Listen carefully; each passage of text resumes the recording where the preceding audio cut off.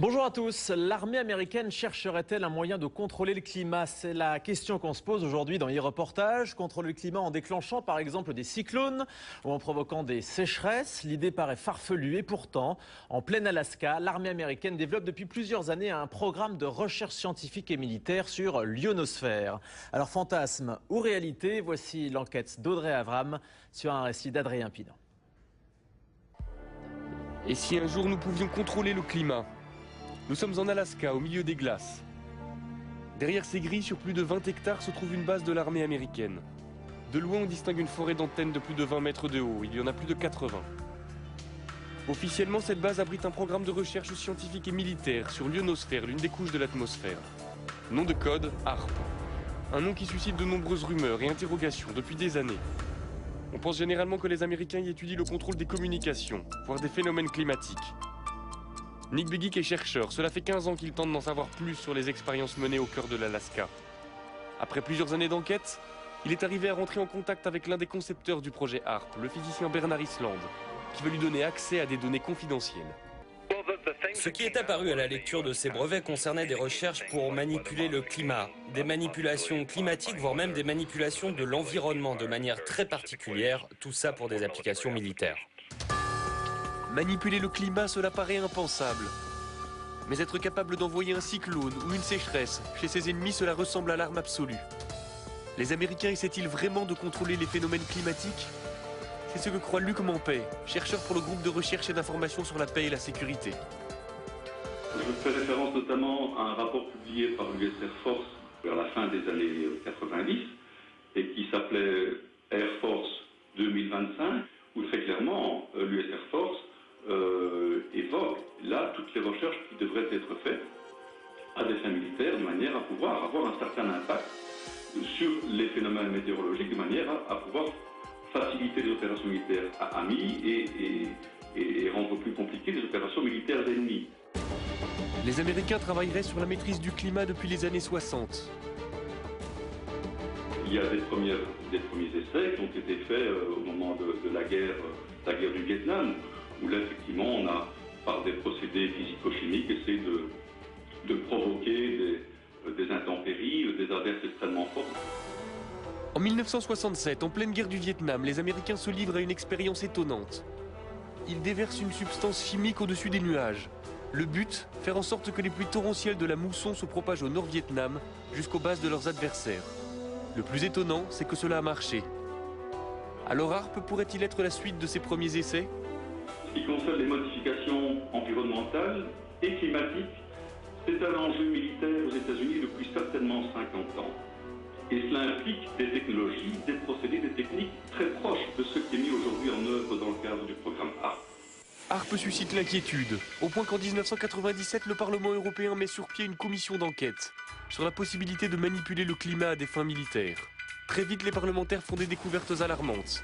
Ils apprennent par exemple qu'HAARP émet un rayon qui chauffe et qui perturbe l'ionosphère, une couche de l'atmosphère chargée de nous protéger des rayonnements solaires. Ernest Gelscher, député européen, a participé à cette commission. Ce genre de projet, de planter des antennes et d'envoyer un signal dans l'ionosphère, tout d'abord, c'est fait par les militaires.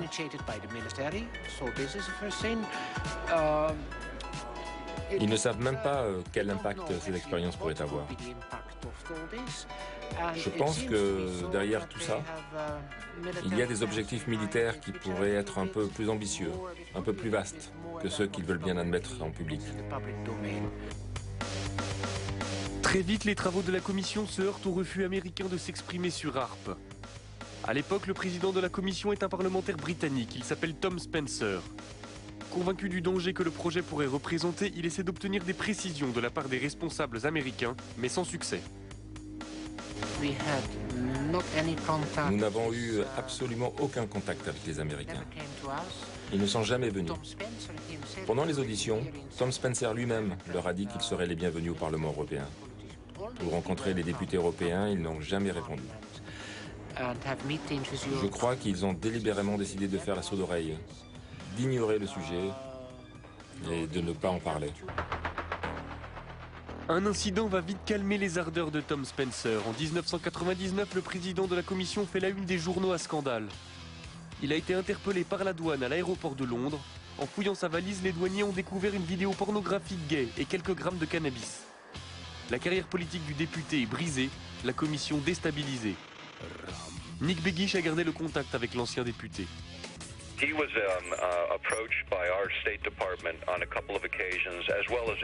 Il a été approché par les autorités américaines plusieurs fois, comme tous les membres du comité. On lui a demandé de ne pas organiser ses auditions. Il a refusé et même accéléré la procédure.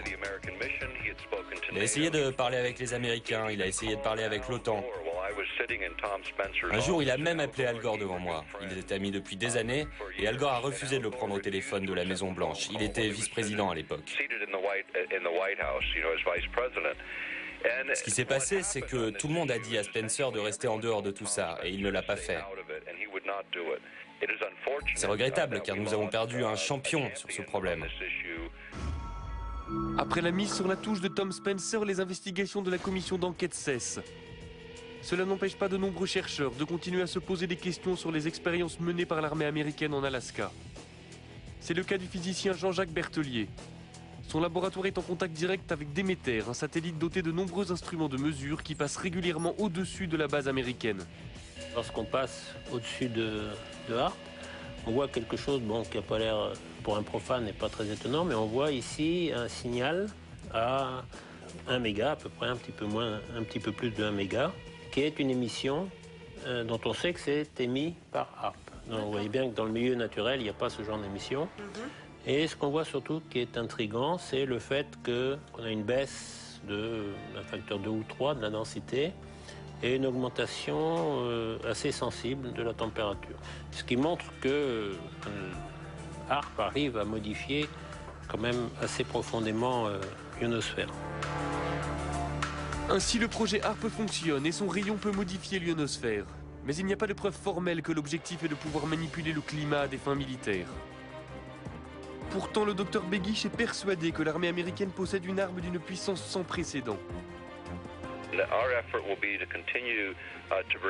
On va continuer à parler de ce projet pour sensibiliser le public et pour convaincre les politiques de prendre les choses en main. Pour nos libertés, pour nos vies privées, personne ne peut l'ignorer. Harpe, c'est l'une des pièces d'un puzzle très complexe. Le silence de l'armée américaine alimente les peurs et les fantasmes.